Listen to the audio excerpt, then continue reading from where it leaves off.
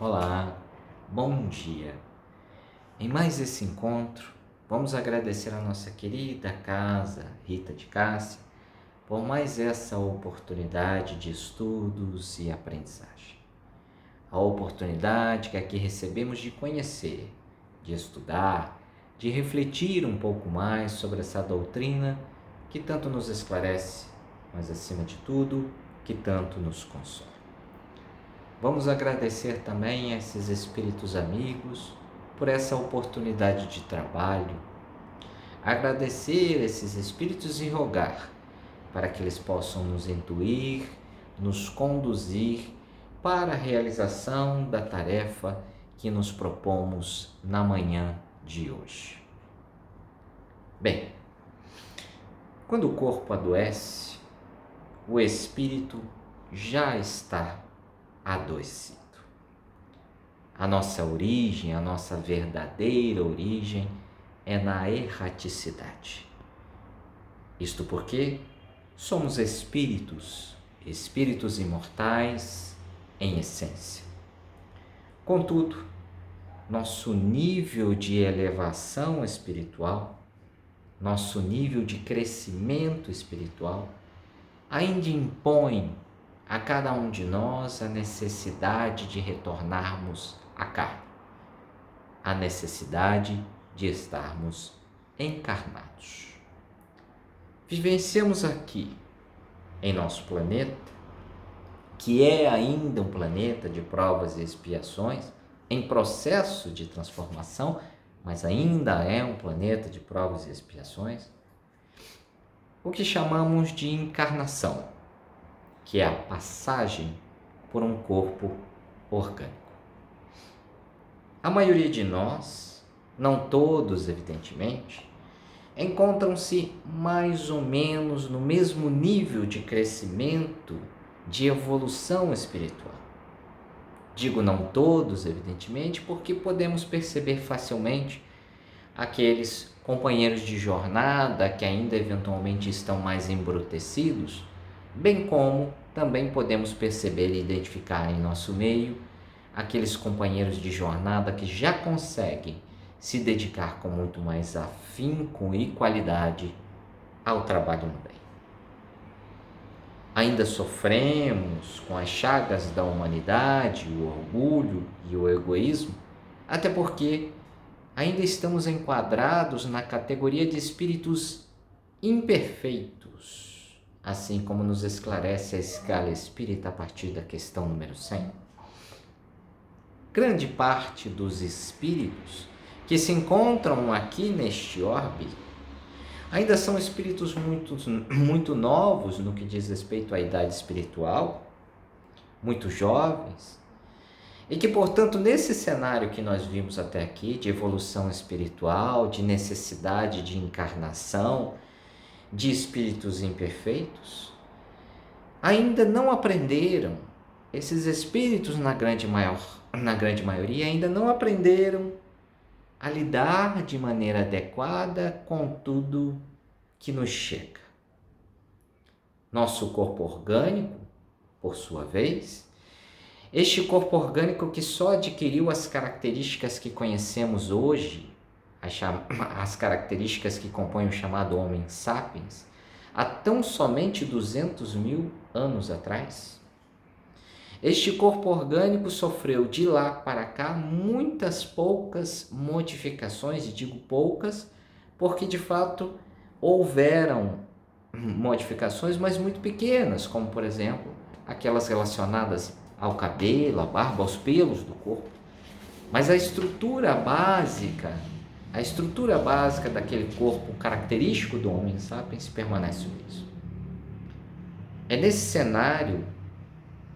cenário, portanto, que mesmo os espíritos nos esclarecendo de maneira muito direta, lá na questão 132, qual é o objetivo da encarnação, é nesse cenário que nós todos, espíritos imperfeitos, com a necessidade de encarnação, espíritos ainda muito jovens no que diz respeito à idade espiritual, espíritos com dificuldades para lidar com tudo que os chega, é nesse contexto que a maior parte, a grande maioria de nós, ainda temos dificuldades de entendermos nosso propósito aqui. E dentro dessa mesma linha, compreendermos o que devemos fazer com o nosso corpo. Ainda não nos familiarizamos com este corpo em totalidade, conhecendo, entendendo e operando esse mecanismo fabuloso que é nosso corpo orgânico.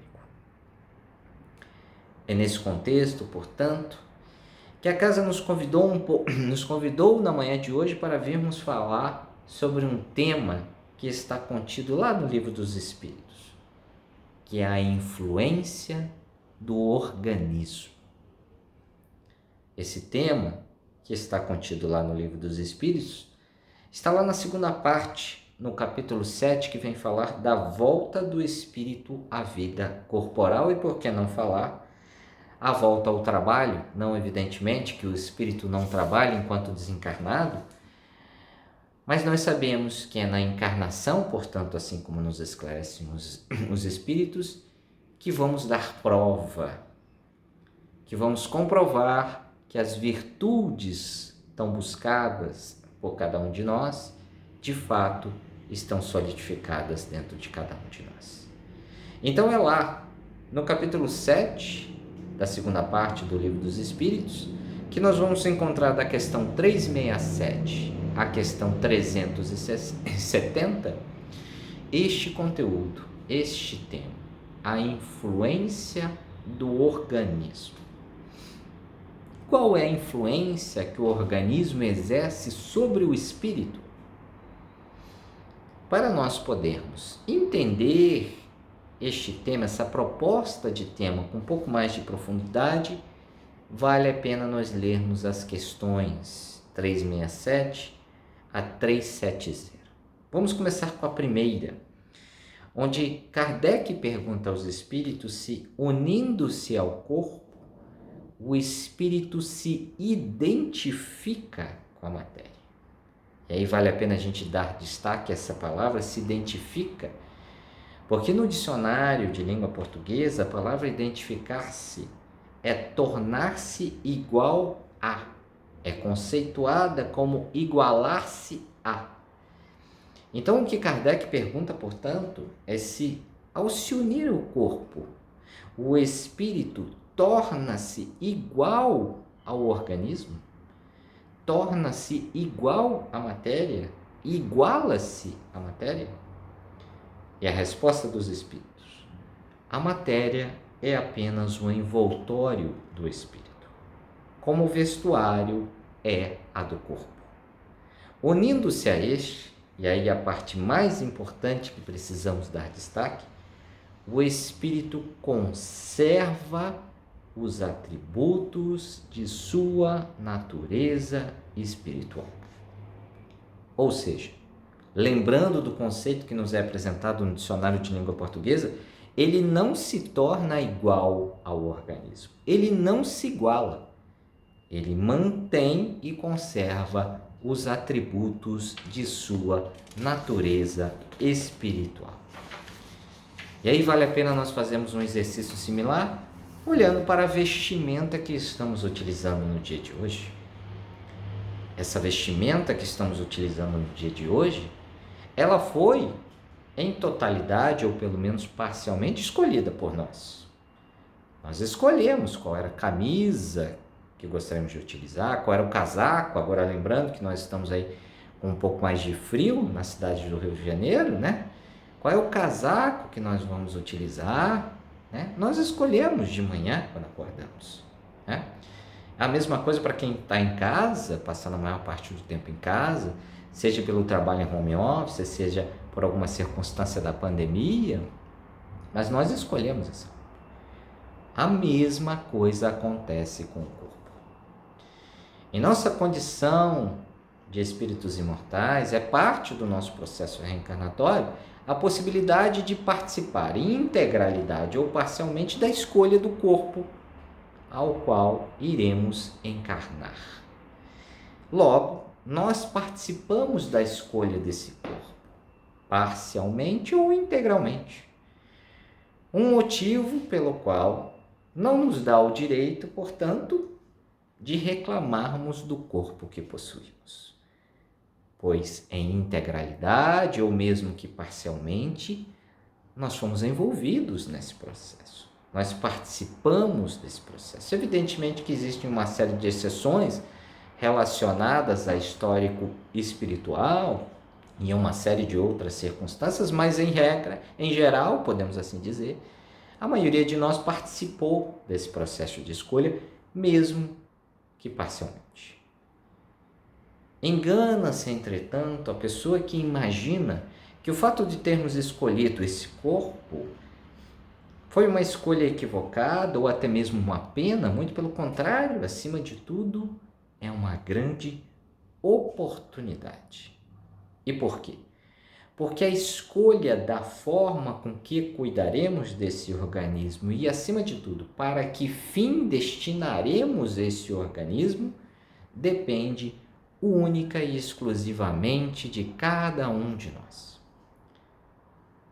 E ao lembrar dessa questão, eu recordo de um filme, Alice, no País das Maravilhas, quando Alice, ao encontrar o gato, pergunta para ele: onde é a saída?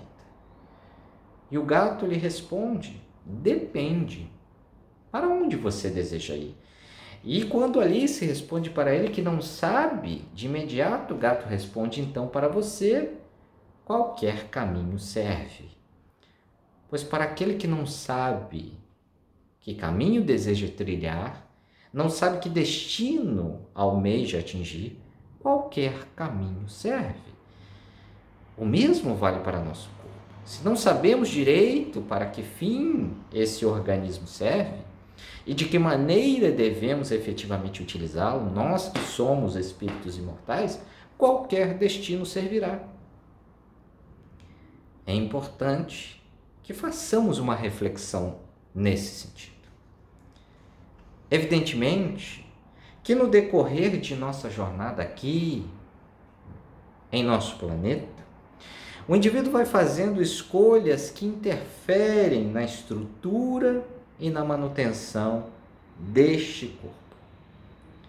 Mas isso não muda o fato de que ele participou da escolha deste corpo e que, portanto, este corpo, não só antes de encarnar, mas durante toda a sua jornada aqui neste orbe, na condição de encarnado, que este corpo é resultado direto das escolhas que ele fez e continua fazendo. E nós bem sabemos disso. Nosso corpo reflete o resultado de nossas escolhas, seja pelos cuidados e manutenção que temos para com ele, seja para com a alimentação, seja para com tantas outras questões, mas o fato é que este corpo é resultado direto das escolhas que fazemos. E é importante nós termos isso em mente porque este corpo é matéria e nós, como espíritos imortais, temos a possibilidade de manipular a matéria. Mas não só a matéria grosseira, tal como nós conhecemos no dia a dia. Nós conseguimos, por exemplo, a partir de madeira bruta, produzir os móveis que estão dentro de nossa casa, manipulando assim a matéria bruta, tal qual nós conhecemos. Mas essa não é a única possibilidade que nós temos de manipular a matéria. Conseguimos manipular, por exemplo, nossos pensamentos, que também são matéria. E a manipulação desses pensamentos, deste tipo de matéria, incentivada por nossas ações, sentimentos e pensamentos, de maneira geral, geram consequências. Consequências para o espírito e para o organismo onde o indivíduo está vivenciando sua encarnação. É exatamente por esse motivo que é importante nós entendermos que a relação existente entre organismo e espírito, e essa relação, é importante lembrar, essa comunicação se estabelece por intermédio do perispírito, que essa relação não é uma via de única mão, muito pelo contrário, é uma via de dupla mão. De forma que tudo que o espírito faz, o princípio inteligente, o espírito imortal faz, geram reflexos diretos no perispírito que, por sua vez, geram reflexos no corpo orgânico. O que entendemos até aqui, portanto, é que tudo que o espírito faz influencia diretamente o organismo. Precisamos entender agora se o inverso também acontece. Se tudo que acontece no organismo gera um efeito ou uma consequência no espírito. Esta é a influência do organismo no espírito. E aí vamos ver, como vimos na questão 367, que ao encarnar, o espírito não se iguala, não se torna o corpo, ele se mantém como espírito. Mas este corpo, por sua vez, gera algumas dificuldades para esse espírito, algumas limitações. Podemos entender, ao realizarmos, portanto, a leitura da primeira questão, que este organismo não gera, portanto, influência sobre o espírito, mas gera, sim, algumas limitações. Vamos entender que limitações são essas. Para isso, vamos dar uma olhadinha na questão 368, onde Kardec pergunta: após a sua união ao corpo, exerce o espírito com liberdade plena as suas faculdades? Ou seja, quando o espírito se une a este corpo orgânico, ele pode exercer todas as suas possibilidades?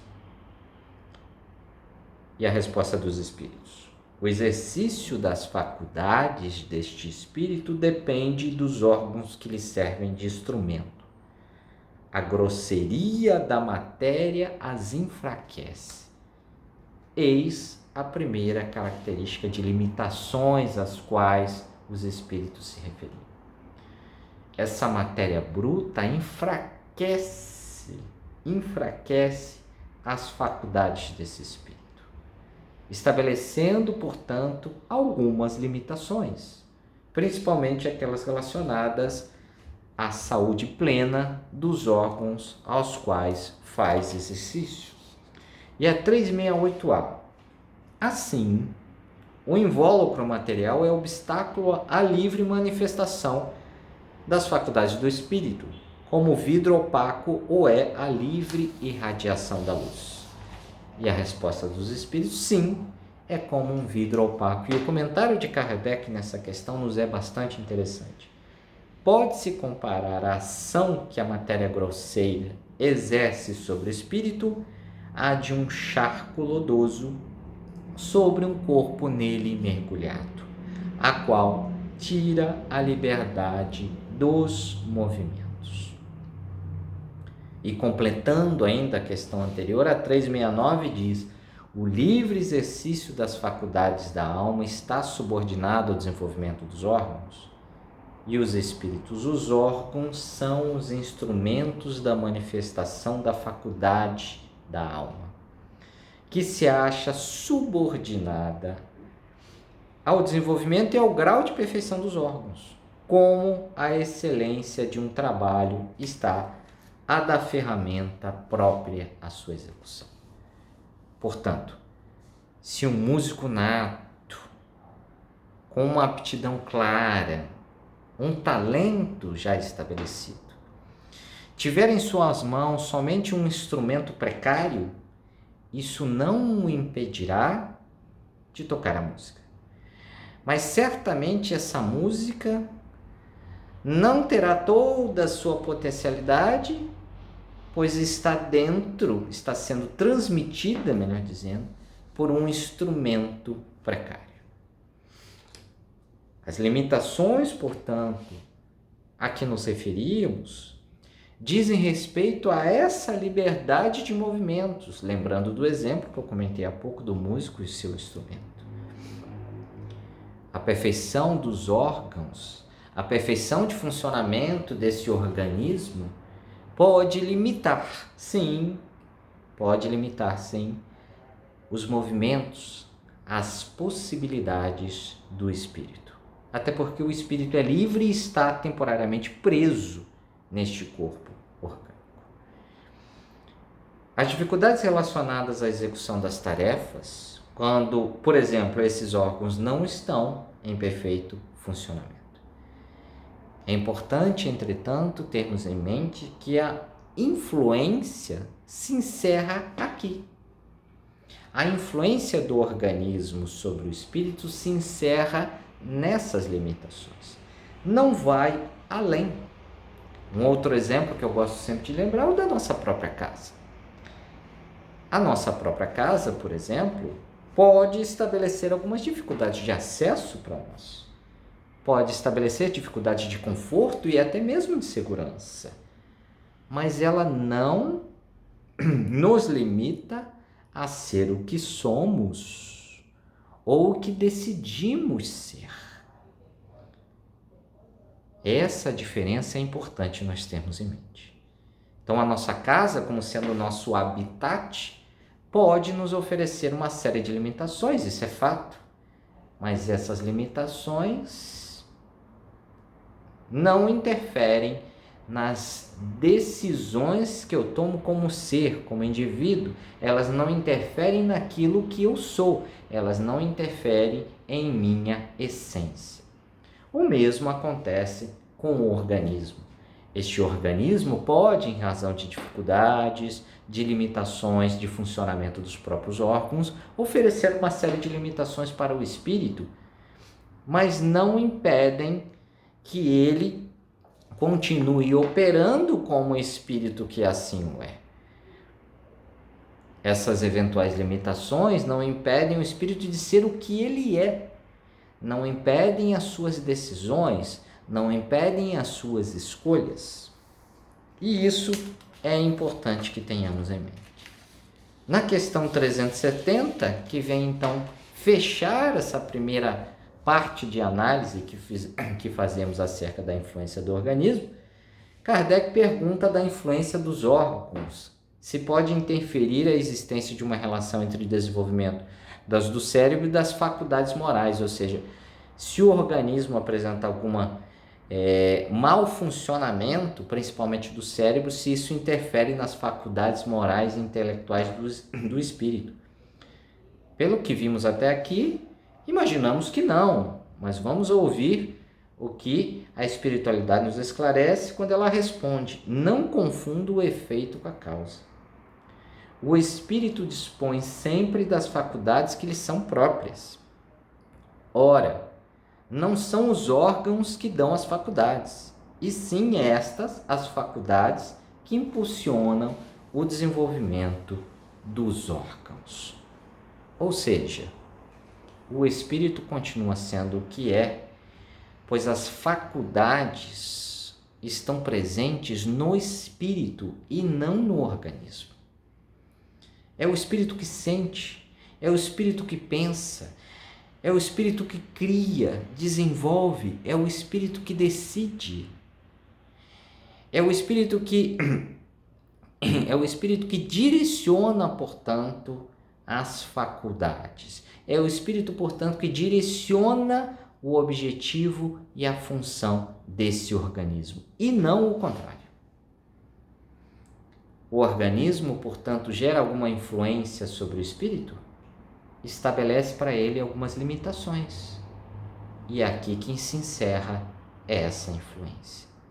Tudo mais que vemos ocorrendo em todos os indivíduos é decisão do espírito, é decisão, portanto, dele, do indivíduo, e não daquele organismo.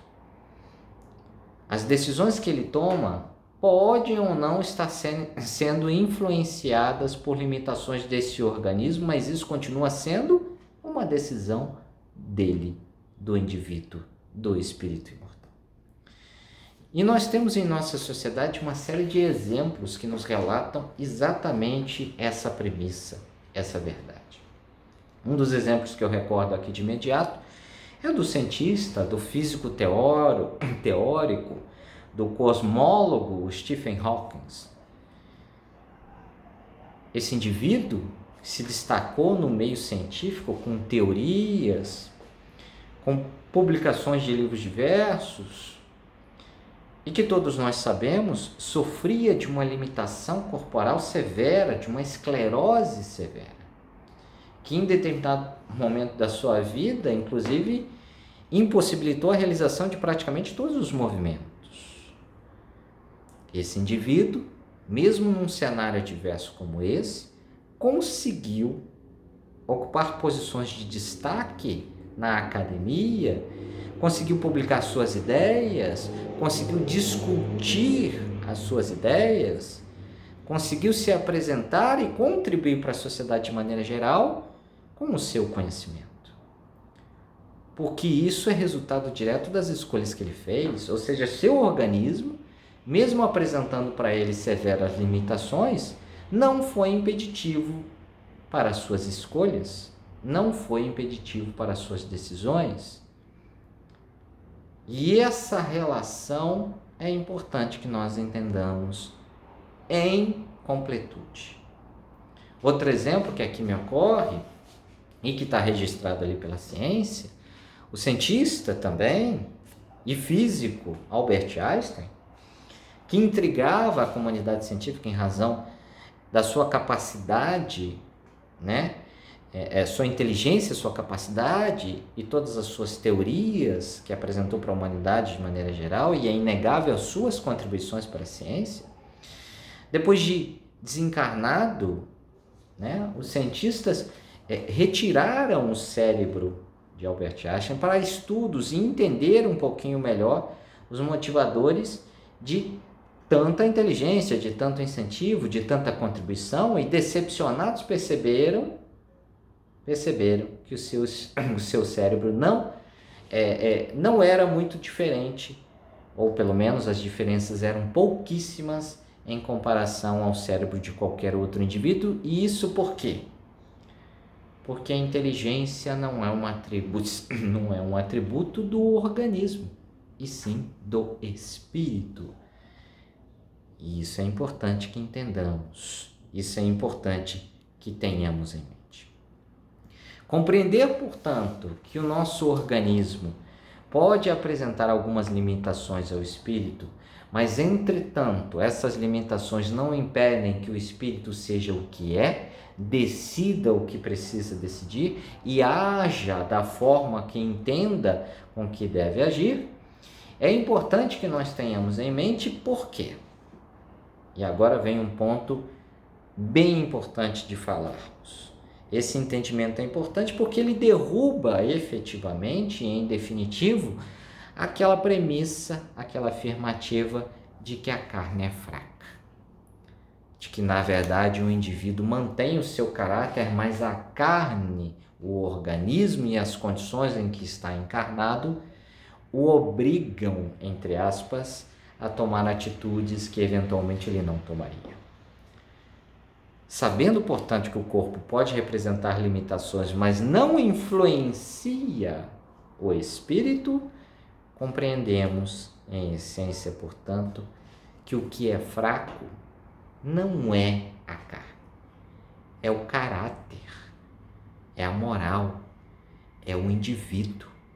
O espírito é fraco, não a carne, porque é o espírito que decide, o espírito que sente, o espírito que pensa.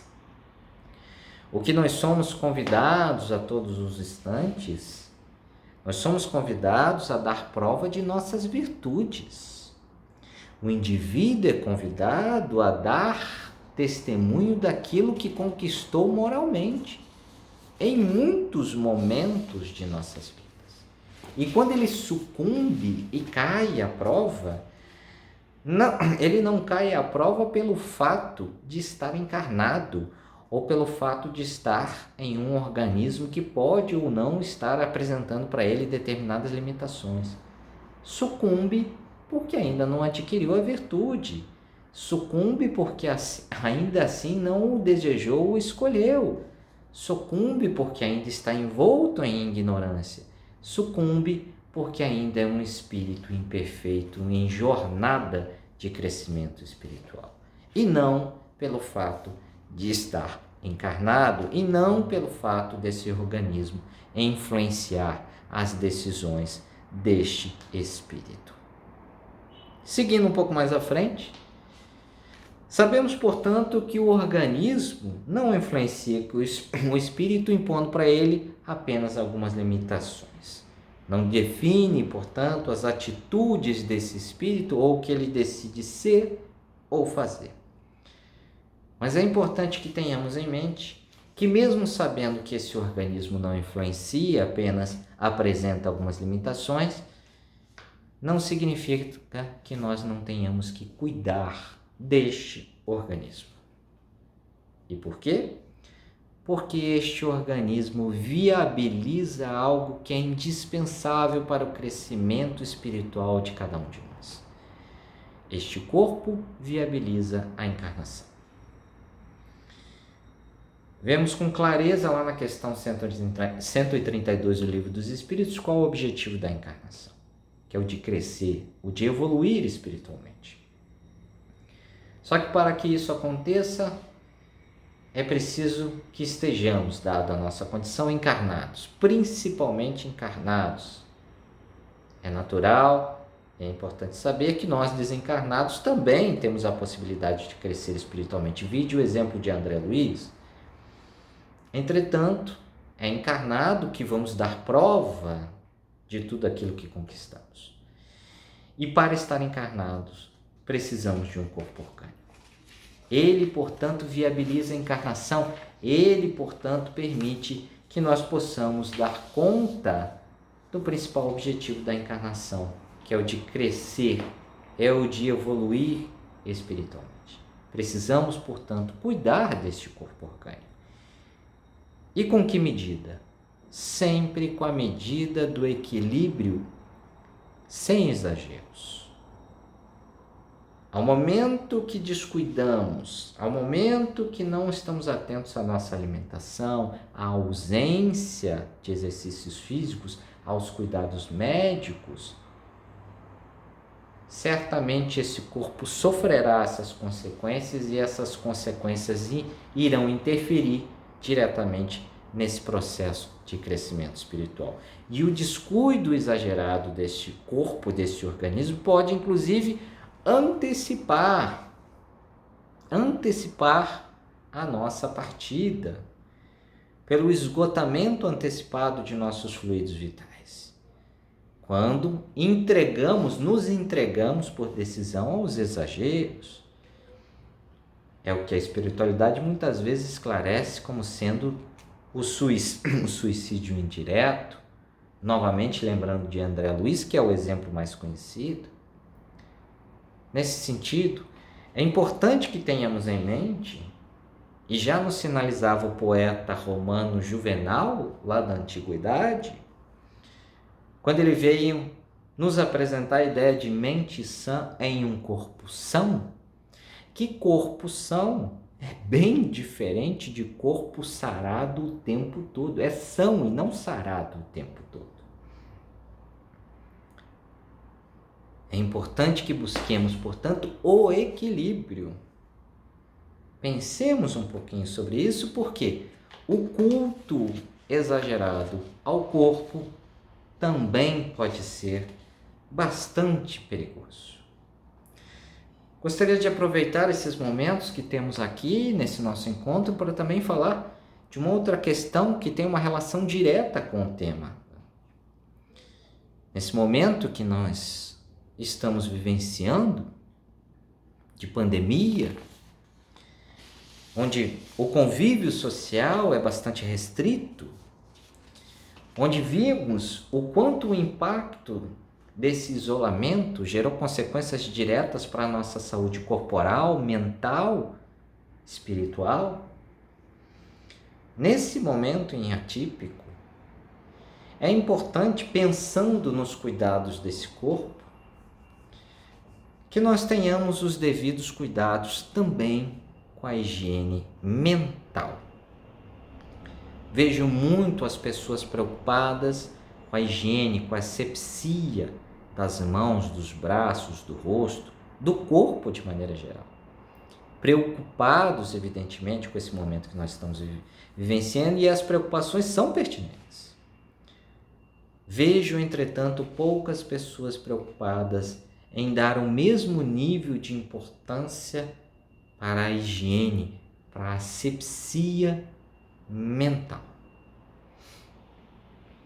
O que vemos, meus amigos e amigas, ouvimos ou lemos, nos influencia.